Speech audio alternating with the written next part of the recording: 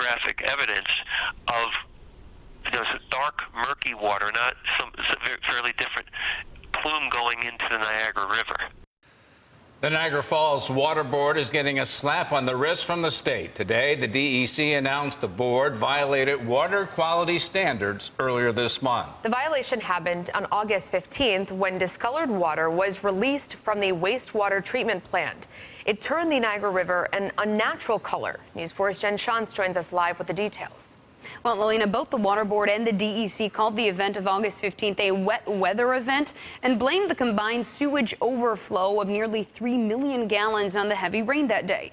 This incident is separate from the July 29th discharge, which made global news after the lower Niagara River turned essentially black.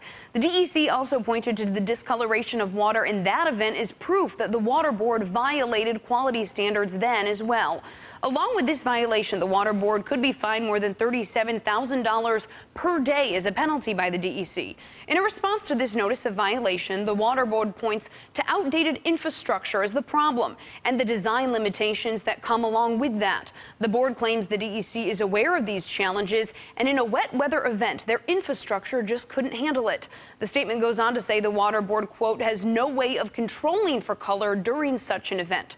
The Deputy Commissioner for Water Resources with the DEC says it's planning to look at the Water Board as a whole to see where changes need to be made. But he says it's up to the Water Board to secure state funding to fix the problem. Money, he says, that's there.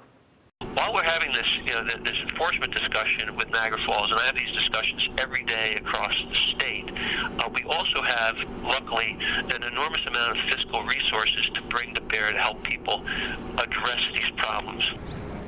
Now, the Deputy Commissioner is speaking specifically about $2.5 billion in this year's state budget for clean water infrastructure. That money, he says, is specifically for grants that can go directly to municipalities that need them.